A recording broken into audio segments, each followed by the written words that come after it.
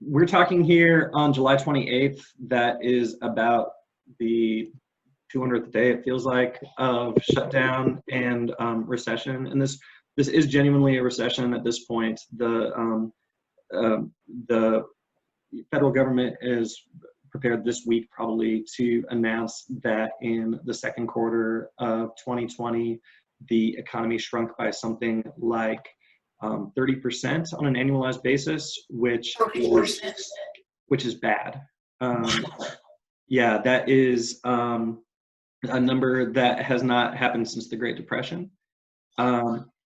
Yeah, that is a period ending at the end of June. So obviously we are, we're more than a month into the third quarter of 2020 at this point. And at this point, there, reopening has been happening. I'll show you some graphs that show that employment has, at least for the moment, started to recover, and such as it is. And that is going to mean that the economy could possibly post a positive number nationwide for the third quarter of 2020. But that's dependent on a lot of things, as we're going to talk about, like there not being another shutdown and there not being waves of cascading economic crises. So I'm going to share my screen through part of this, and so I can have charts up, which I know is what you guys are all excited to see. I did, if anybody was having trouble with the video feed or wanted to refer back to them, I did put all the charts that I'm using on a blog post on my campaign website. So if you went to richleeforasheville.com/COVID, then you're going to get a blog post that's the announcement for this webinar, but you're going to see all of the charts that are going to appear on my screen share. I have not done one of these yet, so I'm trying to cover all the bases to make sure that we are good. All right.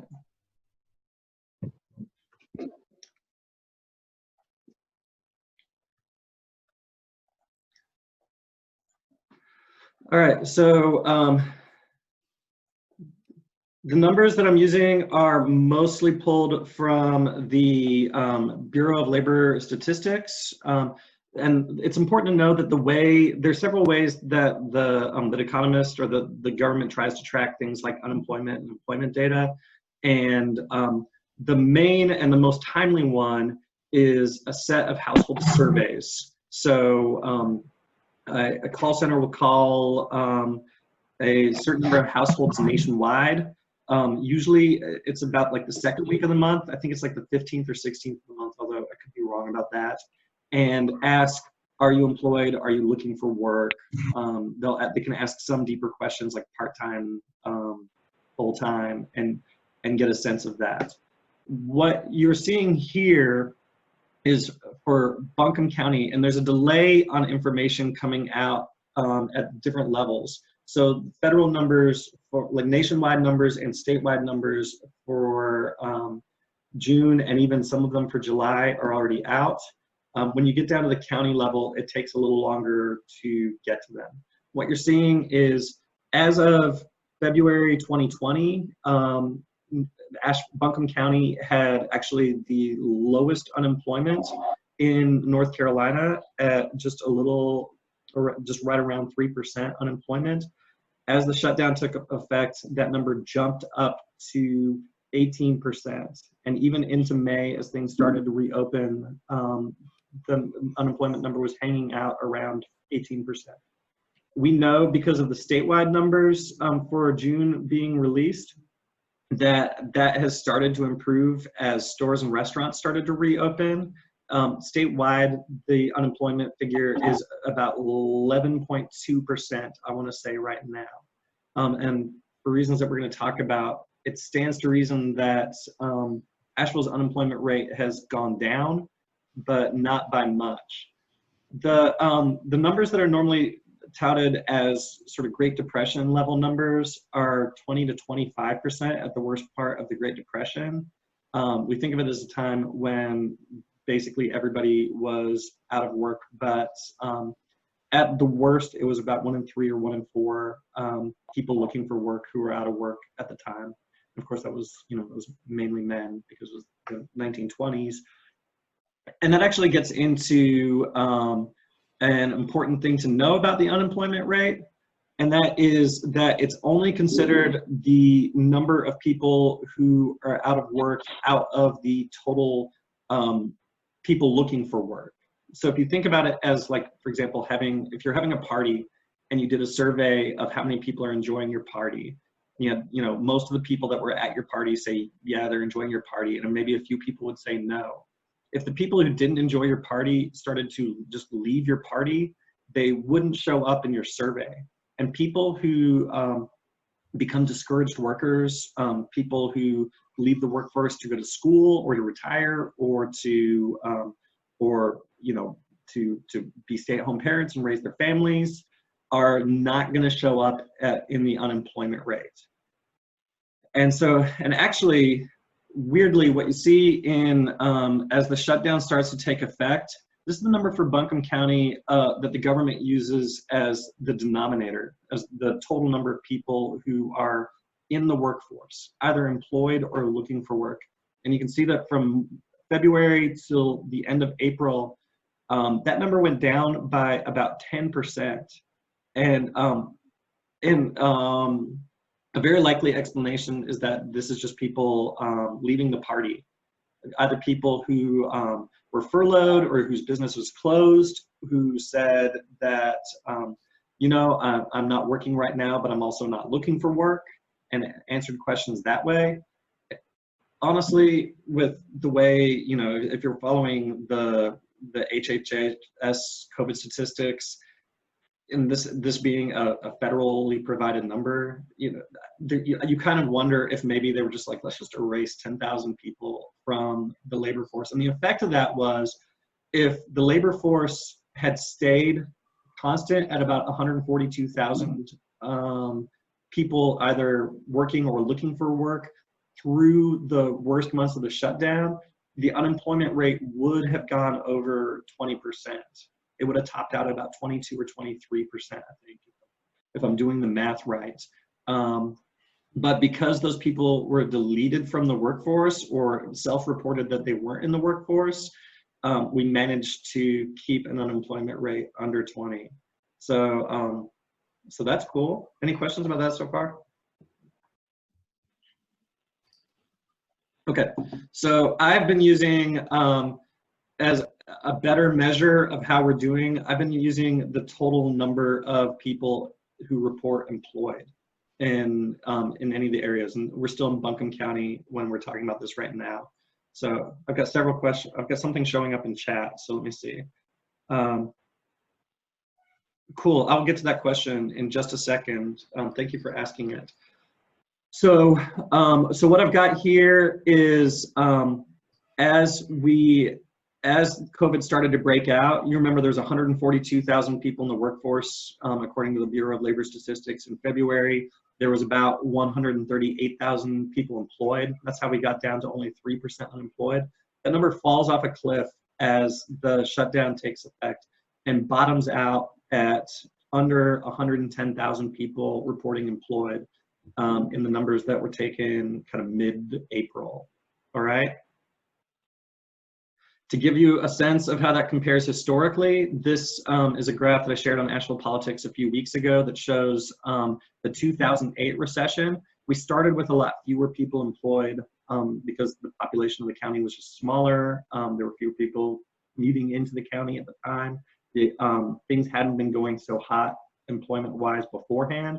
But this is September 2008 is basically the start of the stock market crash and the housing bubble collapse in 2008. And you can see that total employment in the county dropped down to about 110,000 over the course of several months.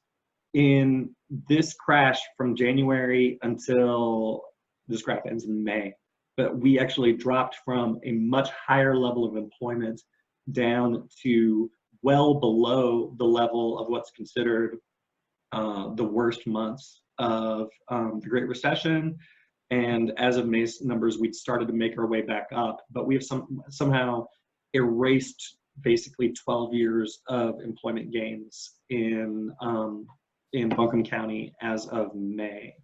And this is really meaningful to me because my previous job to being a financial advisor was eliminated in that crash in 2008.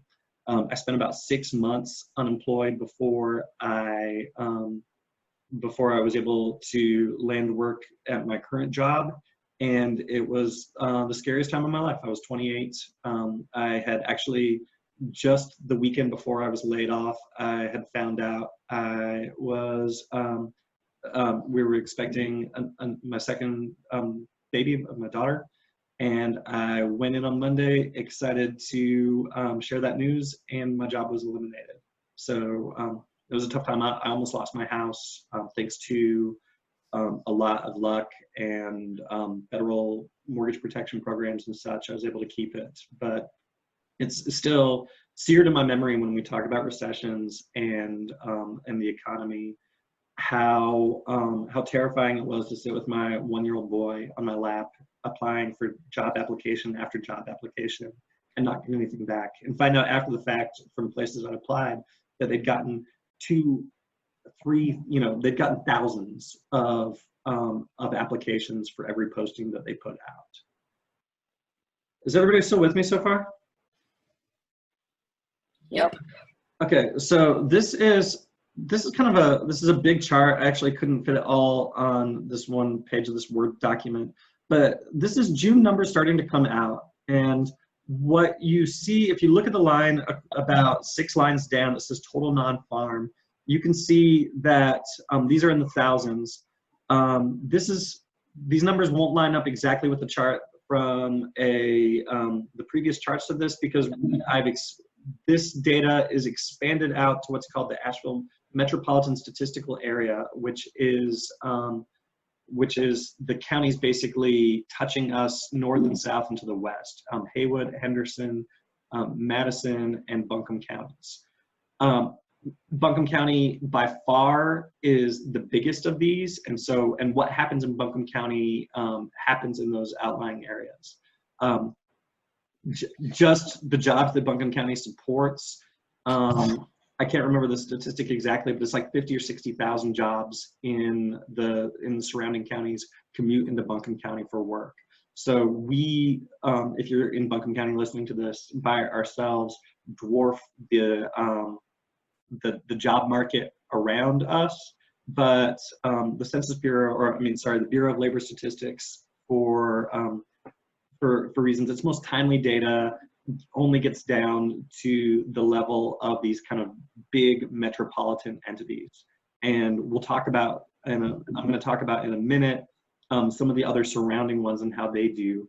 But we're the main area for the outside. What I wanted to show you though is out of that metropolitan statistic area, we topped, if you look at the total non-farm line, we topped out at about 197,000 people employed in February 2020. That number dropped as low as 161 by April. So out of this 4-county area, a drop of about 36,000 jobs. It's made it about halfway up since the recession, since the shutdown has started to lift. So as of mid-June, the Bureau of Labor Statistics was reporting about 180,000 people unemployed. The thing I wanted to show you is that this is a breakdown by what's called major industry. And I don't find these categories very helpful. We don't have a lot of mining and logging here in this area. You can tell it doesn't support a lot of jobs compared to a lot of other things. But you can see, and so this is mostly a measure of construction locally, but you can see that actually construction numbers have recovered to above where they were in February at the peak before the shutdown happened.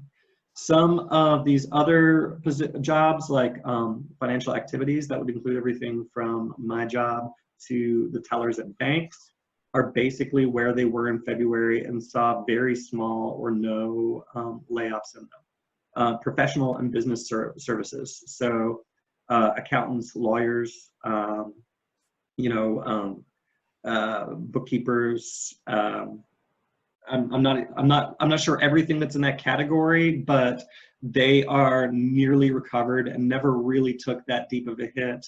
Where the numbers on that graph above are really coming from are down here, and that is the leisure and hospitality sector, which at the start of the COVID crash was almost the biggest industry category in this 4-county area, dropped 64.9% of its jobs between February and April. And to put this in perspective, out of the, I want to say 13 metropolitan statistical areas in North Carolina, ours was the biggest drop in percentage terms and almost the biggest drop in, one of the biggest drops in numbers terms, even compared to places like Charlotte and Raleigh, which have 3 and 4 times our population. We took a body blow in employment from leisure and hospitality sector jobs, which would include, obviously include the hotels, bed and breakfasts, but also include spas, food service, like massage therapists and jobs in that category. You guys with me so far? Yep. All right. As the recovery has happened, that number has begun to recover. We're back up, according to the June numbers, to about 22,000. That's still down by a little less than a third from the start of the crash. And you know, it's fair to expect that when July's numbers come up, they will show more recovery in that figure, but it is going to, you know, another shutdown by the same token could take us right back to where we were in April. One thing that I found interesting that doesn't show up on this chart a lot, there's a question in the chat about teachers and education jobs. The number of people employed in government has dropped by about 3,000 as well. And you don't, at least I haven't heard a lot about, and these figures are, as far as percent change, don't line up with what's happening here. It says that in May there was a 6.4% drop since the start of the year. And oh, this is since last year, so I'm sorry. But basically, as everything else is beginning to recover, government employment has gone from March 26,800 to April 26,300 to May 24,900 to June 23,800. And you don't, at least like I was saying, I haven't heard of mass government layoffs. Asheville and Buncombe County governments and the school districts, which would also be included in this, are like 4 of the 10 largest area employers. AB Tech is a large area employer. I'm not sure if it would show up there. There's also an education and health services number, which has been holding pretty steady, but I'm not exactly sure where those 3,000 people went. The city manager was on a press release the other day saying that Asheville is not considering mass layoffs as part of its budget crunch that's facing, but somewhere along the line between us, Henderson County, Haywood County, and Madison County, we have 3,000 jobs disappearing. Nina asked, are these numbers based on where people work rather than where they live? Yes, I believe so. Are they full-time jobs? No, I do not believe they are necessarily. Okay? The reason why I asked that is because the numbers in question are all in like the 110,000 range. And that's a lot of working adults for a city whose population is about 100,000. Yeah, so this isn't the city, this is the 4-county area. That's one of the differences here. The breakdown for, I think, the city itself is something like 3/4 of, if I think about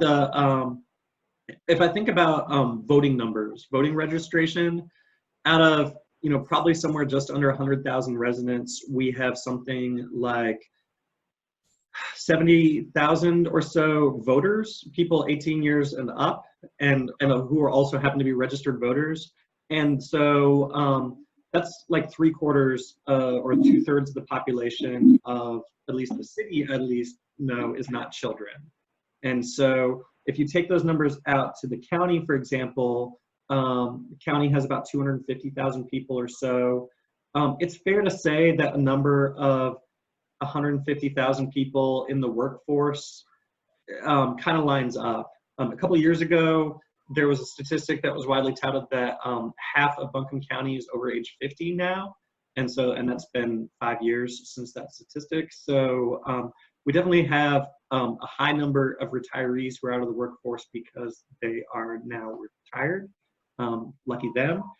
But I don't think it's unfair to say that there's probably, somewhere close. It's not half children and half retirees in Buncombe County.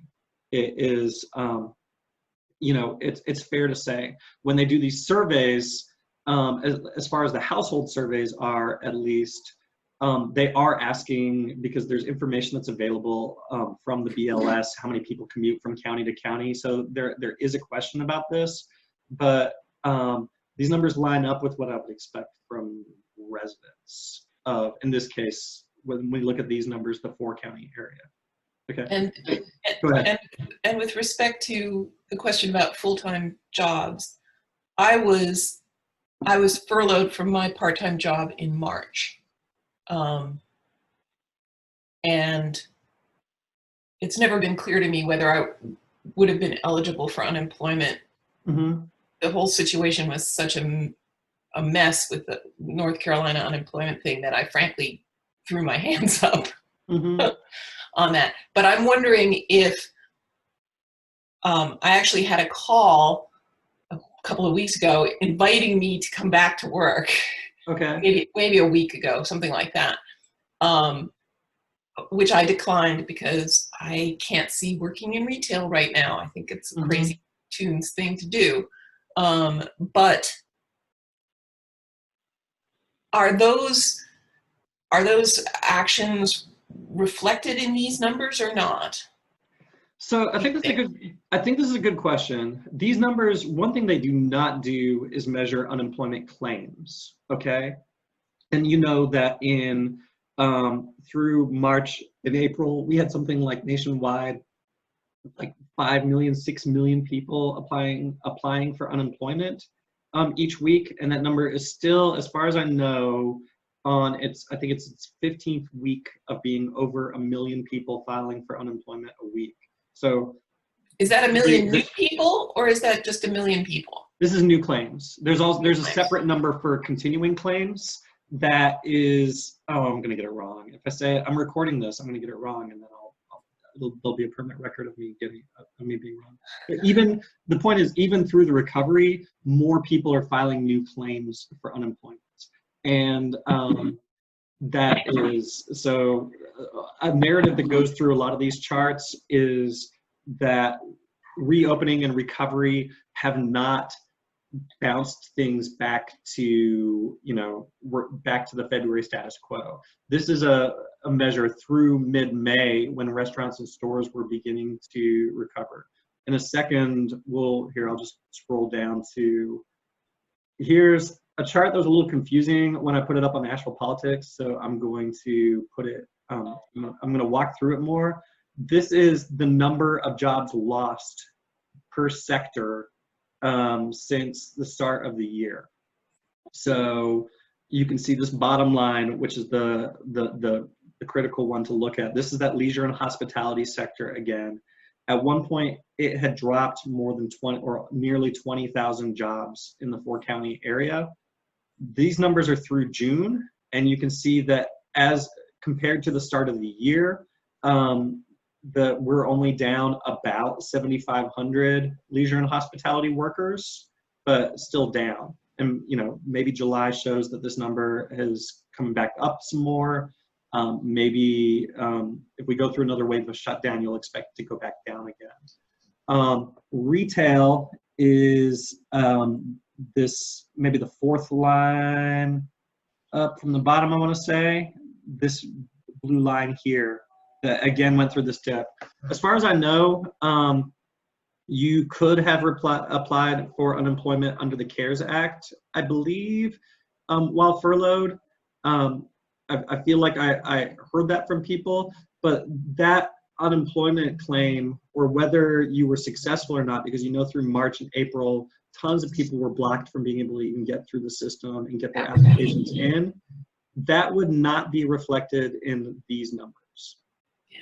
While I'm thinking about it, one thing that is worth pointing out is obviously they didn't call on all 142,000 workers that live in the county. They called a sample of them. And more than that, they called a sample nationwide, and then used a kind of statistical modeling to fill in gaps of information that they lacked for Buncombe County. So information that we have for Buncombe County is, I think, good enough to go on, but and the statisticians, this is what they do. They're supposed to be able to put this information together in a way that reflects the state of things on the ground well enough to make policy decisions based on, but this is not based on a survey of all the leisure and hospitality workers. The thing here again, this one line that's still trending down is the is employment in government, and again, I don't know what section of government that reflects. I've not heard of mass attrition or layoffs in government. Any questions about this so far? So the place I wanted to go with this is a couple of things. First of all, there was an article in the Asheville Watchdog, or the AVL Watchdog, I don't know how we're supposed to say that, a month or two ago, as the shutdown was really ramping up, where several local economic development officials and county officials, Brian Turner, Brownie Newman, a bunch of local electeds, commented on this, and several of them were their response to kind of the economic blow that the area had taken was, I don't want to misquote them, so please just go look up the article, but there's sort of a sense that runs through it of, if we can get back reopened safely, the economy's on a good track.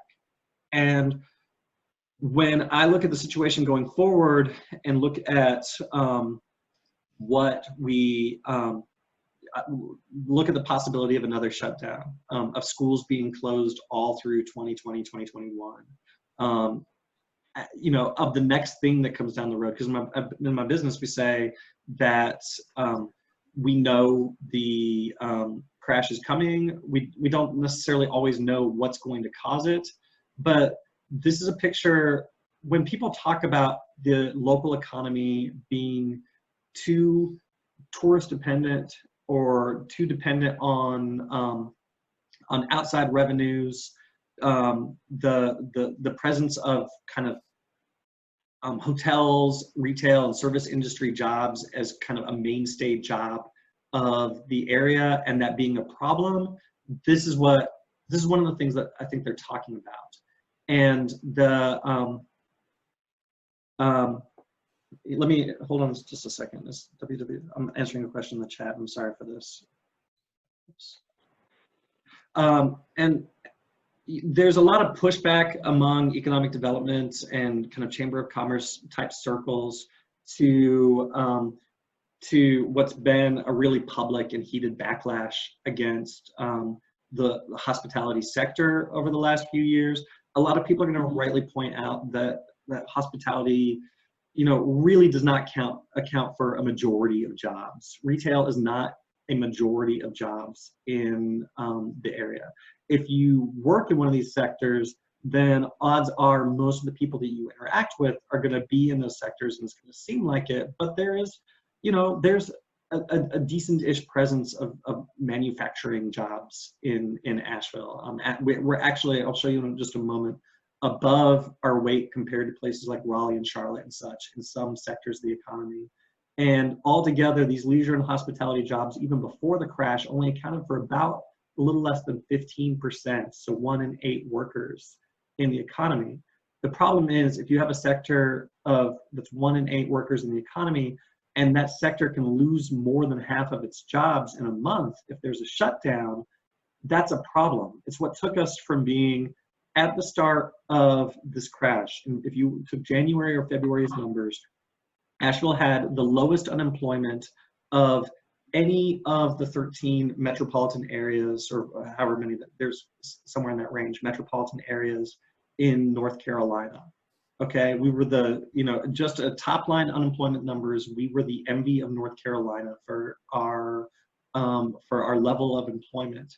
By the time April and May had finished out, we were the worst. Here we are over here on the far right of this chart this is as of May's numbers, so not including June. And again, if you scroll down here, you can see that job losses, I'm looking at the right-hand column of over the year change, the 17,000 job losses in the leisure and hospitality industry is pretty much the same as if you added up all the job losses in all the other industries here. The other numbers that aren't 17,000 in this column add up to 17,300. So half of our unemployment, basically, at this rate, as of the end of May, was leisure and hospitality jobs, and it still is, even as things have started to reopen. Any questions? Okay. A quick question. Go ahead. I think just back to your point about, that there's pushback about hospitality being such a major driver of the economy when in fact it's a small proportion of the employment. I think the thing that may be harder to quantify, or maybe you have some ways that this could be analyzed using data, is it's not just overall employment, but it's which industry sectors are the target of real concerted, dedicated effort to cultivate and grow. And I think your point around manufacturing being sort of surprising that we're playing above our weight. I think what I observe in Asheville is that some of these other industries that are a little more resilient, that are less susceptible to the ups and downs, there seems to be less concerted attention to really cultivate and grow industry sectors in a coordinated way, across our chamber, economic development, workforce development, education. And so I feel like what's compelling about this data is it makes a pretty strong case for where our collective attention should be, or in other words, where we want to push to diversify and build, the economy in terms of where our overall employment shares are. So just curious if there are any ways to kind of, not just look at where our economy is, but where our efforts are, in terms of the public sector trying to grow and strengthen the economy. That's a really good point, and you said several of the magic words. So for the buzzword around this kind of effort that you're discussing is to diversify the economy, right? So we talk about how we're not out to, at least I'm not. I think probably the mainstream local is not out to reduce necessarily the number of restaurants we have or the number of retail establishments that we have. I think, and I'll get to this in a moment, if you just looked at our population, the income of our population, kind of what we have in terms of industry around here, things ought to look more like Hickory here probably than Asheville, but they look like Asheville because of in a number of ways, because tourist dollars come and support restaurants, and then we as locals hopefully have a little disposable income to support them. I'll get to the problems with diversifying in just a second, but because we're talking about it, this is a chart of kind of, I picked at random some local surrounding metropolitan areas, and this is their breakdown going down the column by what percent of workers before the recession worked in this area, worked in this sector. So you can see, for example, we only 5% before the recession worked in mining and construction, compared to a place like Raleigh, where 6% did. Only 1% of our local workforce was categorized as working in IT, compared to Raleigh, 3.5% worked there. When you get down to the number for, you can see also a very high percentage of our workers, almost 1 in 5, work in education and health services. So here we're talking about the school systems, the universities, and the hospitals. And possibly, I'm going to guess, possibly also things like senior care and child care. But you can see we're almost double our share of the workforce that is connected to education, at least before the recession, connected to education and health, compared to Charlotte, for example. Our number for leisure and hospitality is not that much higher than the share of Charlotte and Raleigh and Greenville and Knoxville workers that work in leisure and hospitality, but it is about, compared to some of these, it's almost 4% difference, and 4% over a workforce of 140,000 people is 7,000 workers, right? So we do have, I did want to acknowledge, just at one point, Jim Muth, who's a hotel lobbyist, had signed up to participate in this chat, and I don't know if he ever showed up, but I did want to acknowledge this is not half of the local workforce working in leisure and hospitality. This is 1 in about 8 workers. I'm trying to find retail, and it's not in this breakdown, but the point I'd like to make is it is an area that is particularly susceptible to major economic shocks, and especially to shutdowns. And my concern is that as cases of COVID keep rising, as death rates are starting to rise again, that we find ourselves in another shutdown, and all of the recoveries happened of the last couple months just vanishes. And so having more employment in the IT sector, which dropped a very small amount, which is I'll get down to wages in a second, a fairly high wage paying position on average, having more in financial activities, which saw 0 drop from where it was before the crash, professional and business services, that would be a really effective way. Look, we're less than half when it comes to professional and business services of Charlotte, less than half of Raleigh, about half of these other areas. And these are the sectors that are not only high wage paying, but that navigated through the shutdown pretty well. They're ones that are primed to be remote work. And I think remote work is an area that Asheville could really build out local employment without having to do things like court a major factory and land it with a bunch of tax dollars. Okay? This is, I threw this in this graph of the other 1, 2, 3, 4, 5, 6, 7, 8, 9, there's 12, I guess, North Carolina MSAs. I've been saying 13. But where we stand in terms of per capita income, again, because of our high share of workers, this is before the recession, again, because of our high share of workers in industries that on average are at the lower end of the pay scale, we are several $1,000s shorter in per capita income than places like Raleigh, Charlotte, Wilmington, Greensboro.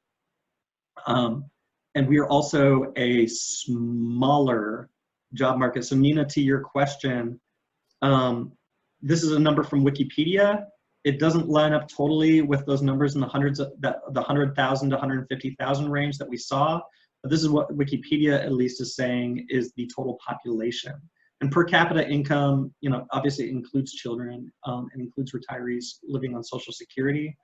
I wanted to use per capita income as a measure because when one of the things that we're going to talk a lot about as a proposal to to keep the economy going and to protect a lot of jobs is like support for retail, support for restaurants, grants to keep these businesses that are the most hit by shutdowns open. But one of the things that's been a reality of Asheville for a long time is that compared to a place like Charlotte or Raleigh, we don't have, if you look at this 225,000 people as the local customer base for a restaurant, like the people that could reasonably come to your restaurant on a Thursday night, we have not only a smaller local customer pool, but also a poorer customer pool by thousands of dollars a year per person to do things like spend at restaurants and such. So if we were trying to look at policy measures to keep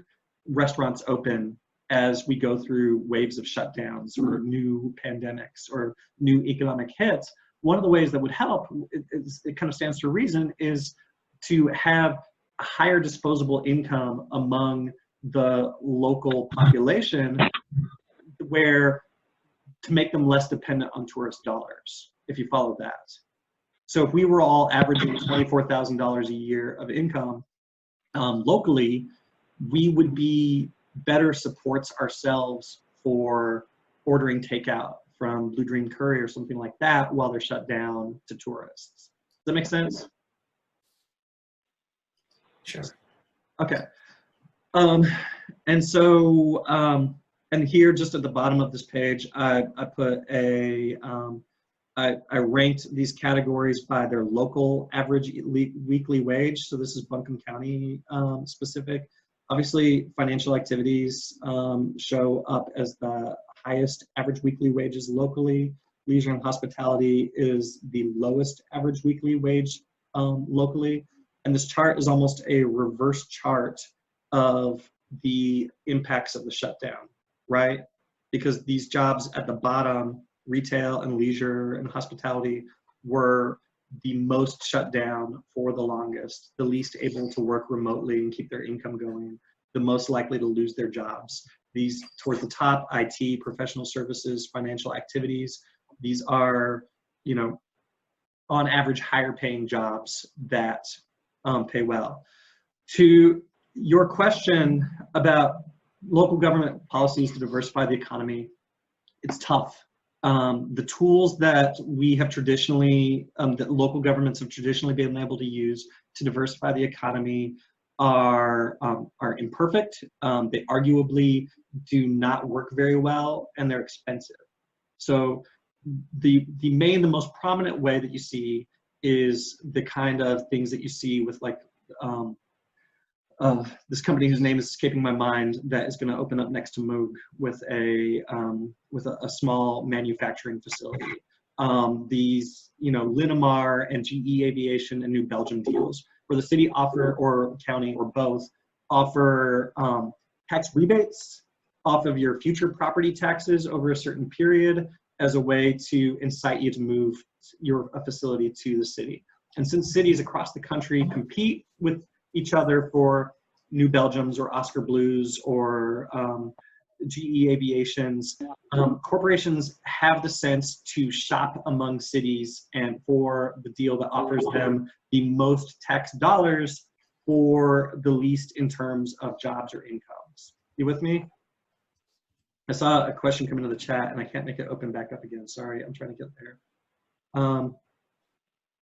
How many, okay. The number of local businesses that receive PPP loans is available, but not, I don't have it right at hand.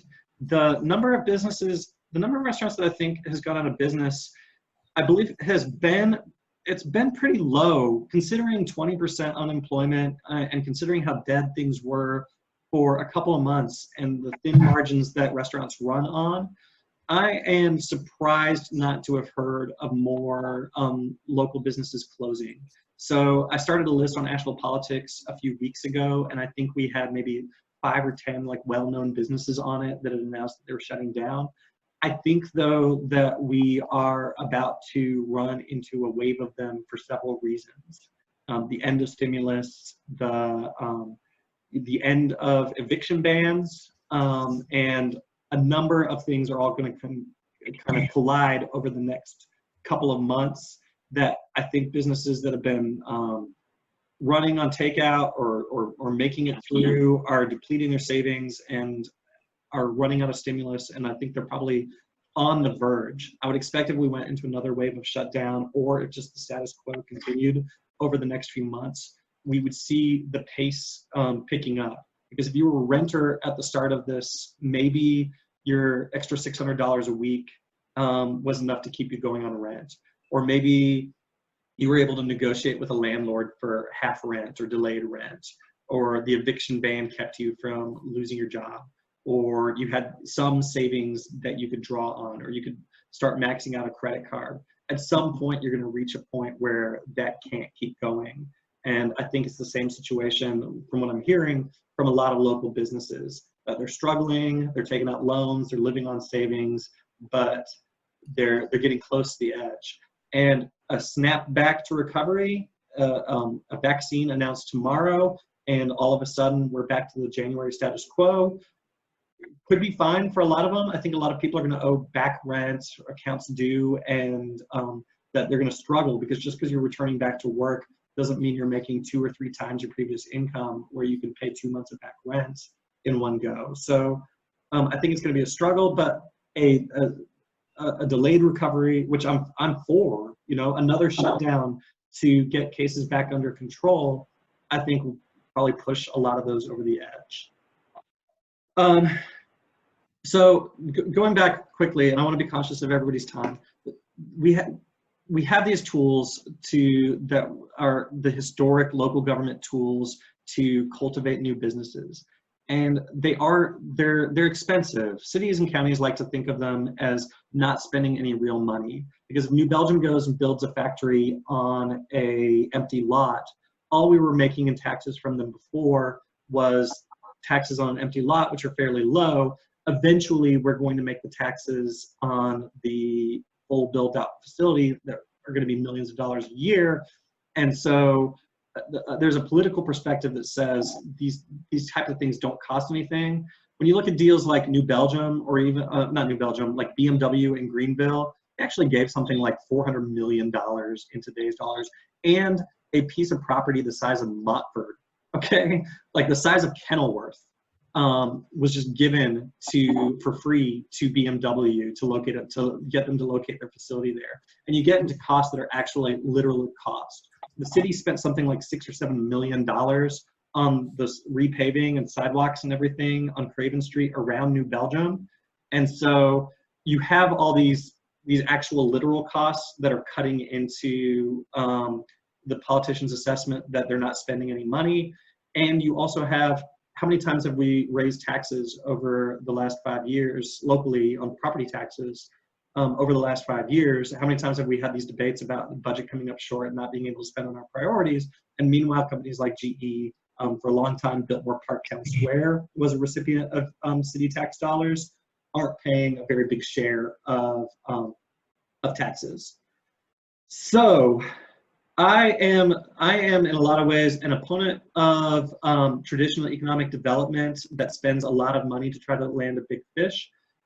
It is worth noting those same economic development tools are available to small local businesses. You could go to a company that is making pies, the baked pie company, and say, are you guys in a position where you could hire 2 more workers? What if we cut your property tax on your pie facility by 25% or something like that? Would that help you? What could we do to help you? I've talked about this over a number of city council campaigns, and not gotten a lot of traction among city officials who said it'd be time consuming and it would be difficult. I think the bigger picture is it's baked into the setup of these kind of deals is the idea that we're going to take an empty lot and make it into a multi-million-dollar factory, and that is going to produce money for the city over the long term. At the root, there's a perverse incentive for these not just to be job deals, but development deals that create property value, which turns into future tax dollars for the city. And if you just went to Baked Pie Company and said, could you hire 2 people? they're going to say, sure, but they're not going to make a multi-million-dollar investment in their bakery necessarily to hire those 2 people. So there's no return. The city would be giving up a return on capital investment. Does that make sense down the road? And this is I think, a perverse incentive at the beginning of these. Are we actually just trying to create jobs? If we are we going about it in an efficient way? Or are we trying to create future tax dollars for future city budgets by creating capital investment, new buildings, new factories, and facilities? You couldn't use the traditional economic development approach to incentivize a tech company to hire people necessarily, because maybe they're just working in a coffee shop or in their house on their Wi-Fi, and they're not creating capital development that turns into future tax dollars for the city. So I think it would take a real reorientation of the way the city and county approach economic development to make a economic development policy that actually creates jobs. And it would have to be, we don't care if you can hire 2 people, let's work out a deal where we create an incentive. The other way is a way that you mentioned, that trying to lay more of the groundwork. So if we increase education, the big occupational industrial training facility at AB Tech is an example of trying to create a more tech-oriented or a workforce that can program CNC machines, or can work ventilators and complicated medical equipment, as a way of trying to increase the preparedness of the workforce as an enticement for outside businesses. I think that's something we have to do, but again, I think there's a lot of local employers who could make small gains hiring a tech worker, hiring a remote worker as customer service, hiring a small manufacturing facility like this business my neighbors used to own that makes guitar pedals on Merriman Avenue, and probably only has, at the time I knew them, maybe, a handful of people working there. They're small manufacturing, they're fairly well paying. And if they could add 2 more people to their production floor, and you could do that across a few dozen or a few hundred small businesses and just make it easier for them to expand, then you've created the same effect as landing a GE Aviation over the long run. And you're not centering things on one business or one industry like GE Aviation that could decide, forget this, we're moving out of Asheville. Affordability is also a big part of this. We've had major employers pass on Asheville because, in their words, we're not affordable. So they say, we would like to bring an engineering business here and have a bunch of scientists and engineers, but at the rate we normally pay them, whether that's $70,000 or $80,000 a year to start with or whatever, they wouldn't be able to live in Kenilworth and Montford. They would be living in Candler. And that's hard for us to attract the kind of workforce that's looking for neighborhoods with sidewalks and nice places. So we are actually shooting ourselves in the foot on an economic development front with expensive housing. Everybody's still with me? I know I'm past 10 o'clock. I'm wrapping up. Any questions? Okay. The last part of this is, as we're talking about strategies, how can we diversify the economy and create jobs? The city is running into a budget crisis. All local governments are. And this is, I just pulled this from the draft budget that's going to City Council tonight. As little as a couple of months ago, there was talk about the city's normal revenue sources shrinking by as much as $8 or $9 million, which is a fairly big part of $134 million. And these numbers seem to be less awful than that. I don't know if that's because the city's hearing that the shutdown is not going to impact things as much as they expected, or if these are just numbers drawn from a different source. You can see property taxes are actually expected to go up this year. That's not the tax rate increasing. That's not us paying a higher property tax bill. But as a new apartment building gets built, it becomes from an empty lot, it starts paying more property taxes. As HCA, as Mission Hospital went from being a nonprofit to being a for-profit company, it lost its property tax exemption. And so several $1 million came into the city are coming into the city now a year extra just from former Mission Health properties becoming taxable property. You rarely see the property tax number go down. Even in 2008, it didn't go down that much because people tend to pay their property tax bills. People who have mortgages, it's kind of baked into the terms of their mortgage. Unless, a property becomes basically, even if a property is foreclosed on, it's going to be, somebody's still, his property taxes are still going to be more or less accounted for. And so the property taxes don't really take a hit. I think during one budget presentation, they said they expected maybe non-payment of property taxes to go by like 0.5% or something like that this year. The big hit is to this other tax column, and the biggest part of that is sales taxes. So when all stores and restaurants were shut down downtown over March and April, nobody was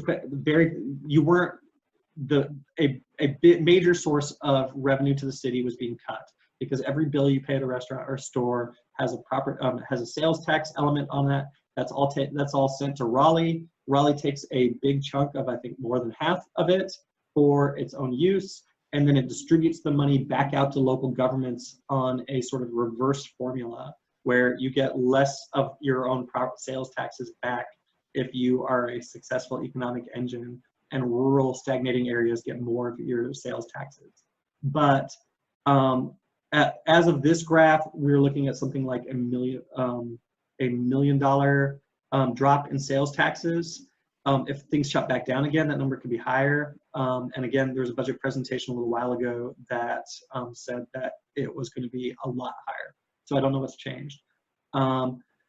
Licenses and permits, so people applying for new building permits, expected to go down this year.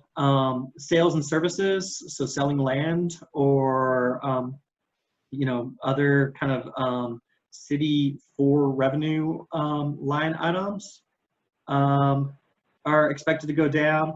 And then that number is being made up by some numbers from short-term borrowing down here at the bottom and coronavirus, like statewide stimulus dollars. Everybody with me so far? Mm-hmm.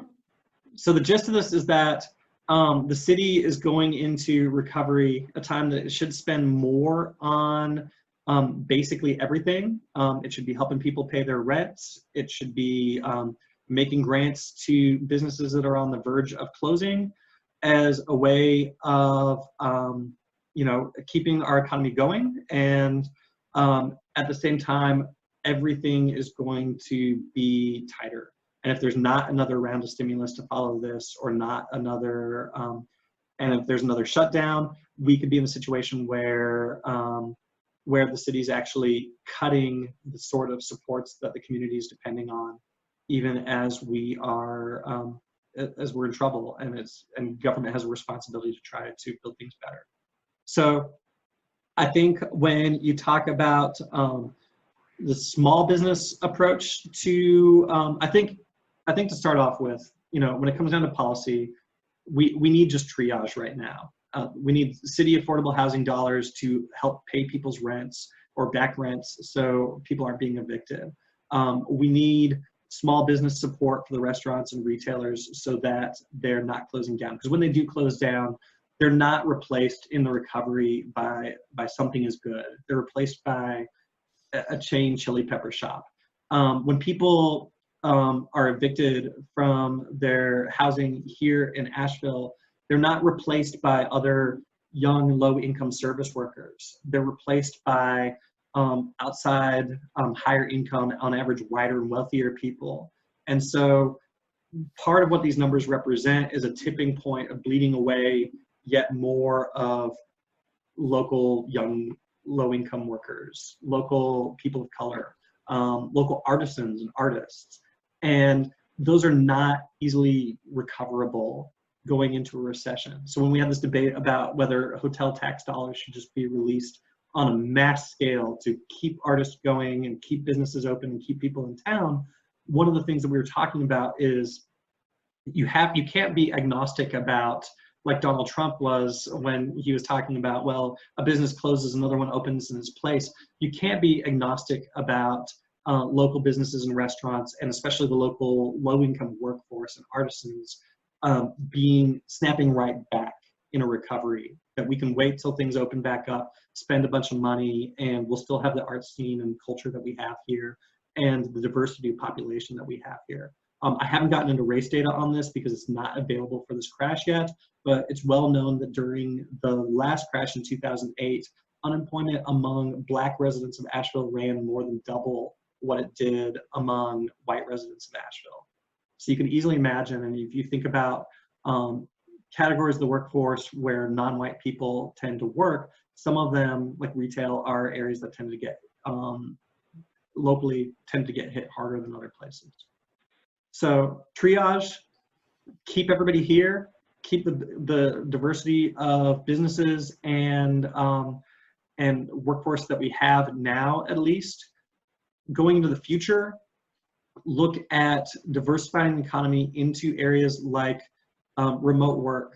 I heard from somebody at the AB Tech Workforce Development Center that Asheville actually has more remote workers than Charlotte, as in pure numbers, and more remote workers as a percent of the population than San Francisco.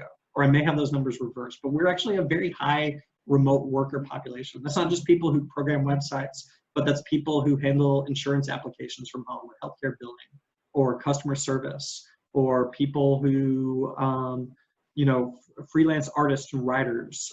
Almost every industry, including mine, including finance, has a remote component that's very diversified, that's on average higher paying than our local workforce makes, and that doesn't require investment in property or in landing. You don't need to land a Microsoft facility to have hundreds more people here locally work for Microsoft. You just need to work the workforce, and you need to connect them to that. And by doing that and raising local incomes, we are also providing a restaurant retail support. It's not one or the other. Do we support retail, or do we support other areas of the economy? Do we support these leisure and hospitality businesses like paddleboard rental shops? If we had a higher income local workforce, we could support those better ourselves, which matters when the next shutdown happens or the next downturn. I rushed there at the end because I know I'm past 10. Is there anybody that has any questions or any comments or observations about this?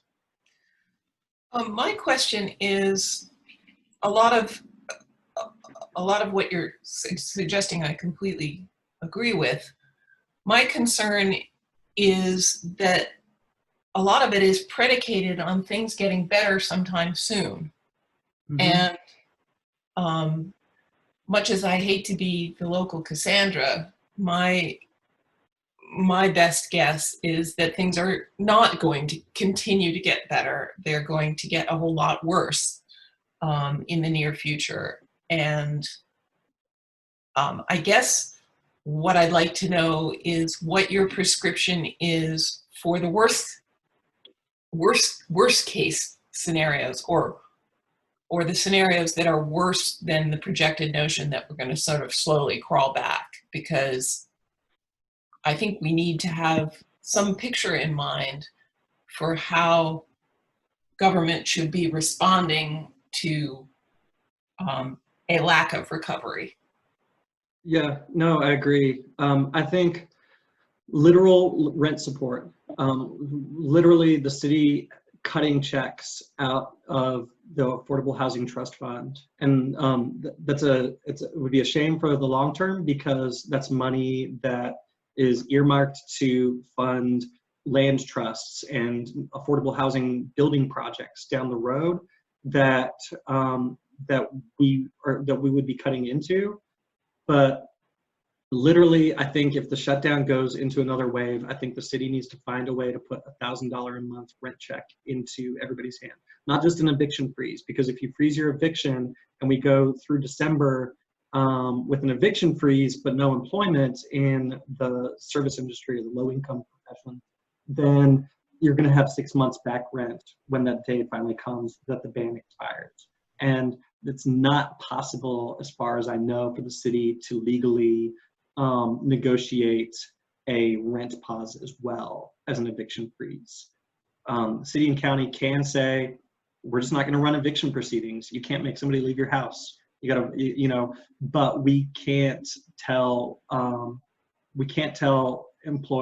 landlords, you're going to accept only 6 months rent for somebody living in your house for 12 months this year. I mean, at least not under the current state of things. There's probably a lot of anti-capitalists out there who are going to say, yes, you can. We could just, you know, we could send the citizen brigade in and just expropriate a bunch of property. But I think looking at actions that could be taken feasibly and quickly, there's, you know, as far as I know, there's $3 to $5 million still in the City Affordable Housing Trust Fund.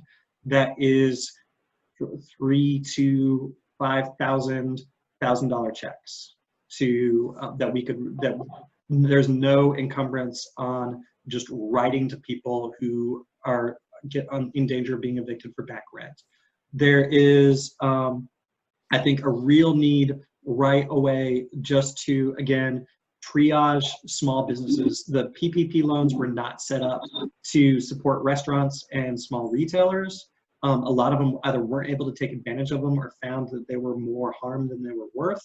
And so just finding a way to keep a restaurant's back bills from becoming overwhelming and keeping it open through whenever that point is, next spring, next summer. It's going to be expensive.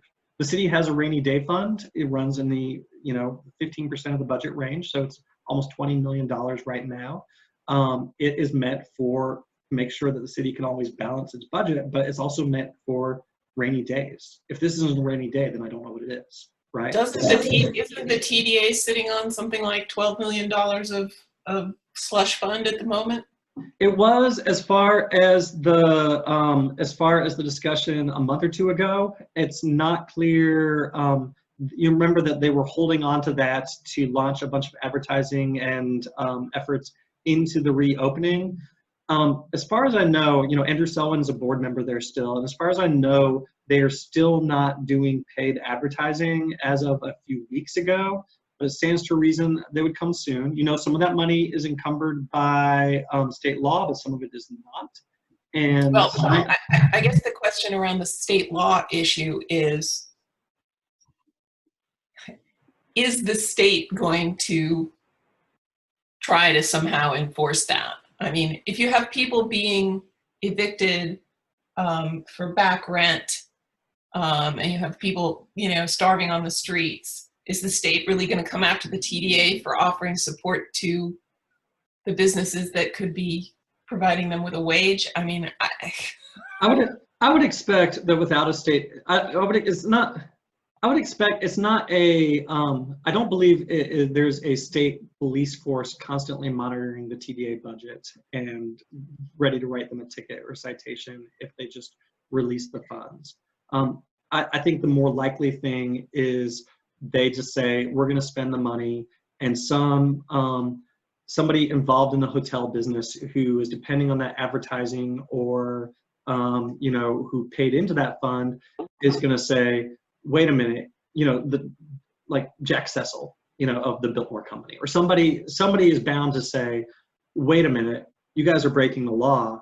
I'm going to file a lawsuit because, there's a lot of sue-happy people around here in Asheville, especially around the hotel industry. If you haven't noticed, somebody would sue and win, right? And then, then we owe all that money back, or something like that happens. A state change is the biggest, broadest way to make that happen. And as a negotiating tactic, the county voting to zero out hotel tax revenues or something that's a kind of hard ball that is uncomfortable to me. But I know that's an idea that's been floated to council members or county commission members as a way of locally trying to increase the pressure to come up with a better deal.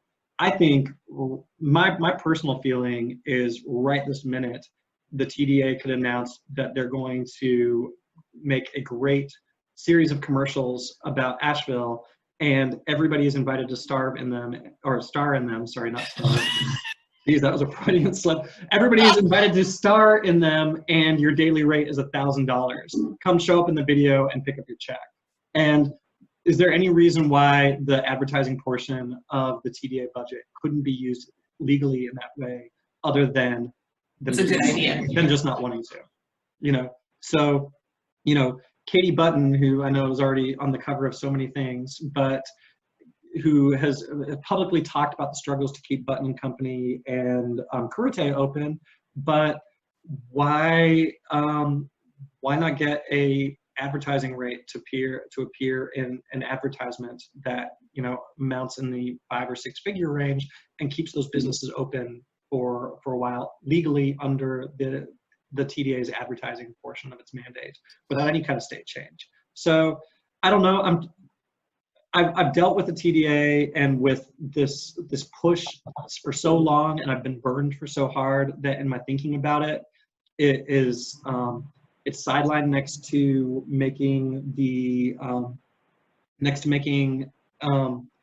known revenue sources and known possibilities work. And I forgot to mention, one of these things that shows up in sales and services is parking, and that's one of the things that's not. That's one of the reasons why, because all the free parking revenue is down. So I've also seen the TDA held out so much as the cure for housing problem, workforce development, that any money that they do have coming in has been spent 100 times over in people's minds by all these different proposals that it's supposed to go through. The same thing when it comes to cutting the half of the APD budget there's a push behind right now. It was about $15 million a year. So if the city just fired half of the police department and sold half of police stations and cars, we'd have this $15 million. If it wasn't replaced for anything, there's a pool of money. But when people start to ask about what's that's going to be accessed for, they're talking about cash, just straight cash grants for reparations. They're talking about replacing that half of the police force with crisis response and mental health facilities that would make up the difference in calls so that they're not answered by an armed person. Well, you know, odds are any good service that was a mental health crisis response managed by the city is going to eat up a big portion of those savings. So I don't see savings in just cutting a big thing or sending, again, the local militia out to surround the TDA and, you know, walk them to an ATM machine to draw out millions of dollars. Although obviously those sorts of things would help, and I think they can. I'm gonna do one of these on reparations next week, and I have a lot of thoughts, so I don't want to get onto like reparations and the racial issues in Asheville. But I do want to say that I do think that I agree with Nina that we're in this for a lot longer. I think that is not a guarantee that more help is coming. And to the extent that the city has limited its contribution to say, we're going to put $1 million in a grant fund, and that money was spent within the first couple of weeks, I believe that we're going to have to dig deep and find ways to make it ongoing. Most importantly of all, when it comes to economic development, when it comes to the city and the Chamber of Commerce, and even to the TDA, there is a real being agnostic about who are the beneficiaries of any of these policies. It is not necessarily to the city's interest or benefit to bring new jobs here and have those jobs go to somebody who's formerly a public housing resident. The city makes the same property taxes, and the restaurants are filled with the same reservations if that job goes to a new engineer hired out of NC States, and he just moves to the area, moves his wealth to the area. Overall, the wealth of the area increases. Overall, more tax dollars are spent and there's more economic vitality, but that policy did not produce a benefit to the person living in public housing or the formerly homeless person or the former service worker. And there has to be a real commitment to make sure any of these policies actually, not to sound nativist, but actually line up with the local people here and are causing that benefit. Rather than we're going to see a stream of low-income people, non-white people, low-income retirees, artists and artisans come out, they're going to be replaced by wealthier, whiter, newer people who bring their wealth to the area and bring their jobs to the area, and great. That's not great, and that, to me, that would be the city really falling down on its expectations. So bringing a technical science job here to a workforce that's not prepared for it and just expecting that to be an outside hire is not a direction that I think city policy should go. We got to be looking at, we got to save the people in our lifeboat. And right now our lifeboat includes a lot of people that are literally on the brink, and losing them would really cut into, from my perspective, the vitality and diversity of the city even more than it already has been. Does that make sense? All right, you got my speech anyways. I'll just mention again that all the charts that I included in this, I shared on the blog of my campaign website. So it's richleyforasheville.com/COVID. There's also articles that I posted recently about Portland, about other aspects of the economy and of the race. We are under 100 days till the city council race, and odds are that 4 out of the 6 finishers are going to make it onto city council. That's the direction it looks like the public is going, and as far as the last I've heard, that is a direction that council is strongly considering. And so it's I spent a lot of March, April, and May putting on the oxygen masks for the people around me, keeping my job, and making sure that my people were safe locally. It didn't seem like an environment that people were really open to campaigning, but you can see as the protests and the economic hits just keep coming, that the need for specifically Asheville City Council's leadership is becoming more and more pronounced. And I felt like I couldn't put out the more overt parts of being a candidate and campaigning any longer. So there's going to be a weekly one of these. The next one is going to be an economic perspective on what reparations might mean and where they might go to. And of course, I'm a white middle-class person, so I am not the authority on this, but I have been in conversation with people whose information I can share, and maybe I can get some of them to be on the call. And we could talk about what this is going to look like. I'm going to try to do one of these for each of the remaining 14 weeks until the city council election, and maybe even beyond. So if you enjoyed this, spread the word. Watch out for the video of this to go online as soon as Zoom sends it to me. And please get in contact through my website contact form, richleyforasheville.com/contact, if you have questions or if you'd like to follow up. I'm going to have volunteer opportunities this week too. So if you're up for wearing a mask and walking around your neighborhood, I've got ways for you to interact and help out. I've got one more chat question, and I'm going to have to let the chat go and get to work. Okay. Thank you, Nina. Thank you, Micah. Thank you, everybody who participated. I so appreciate you guys showing up on this morning to talk economic stuff with me. Thank you. Bye-bye. Thank you. Thanks a lot, Rich. Thanks. I don't know how to close this down, so I'm just going to vamp for a while until everybody gets off. There we go.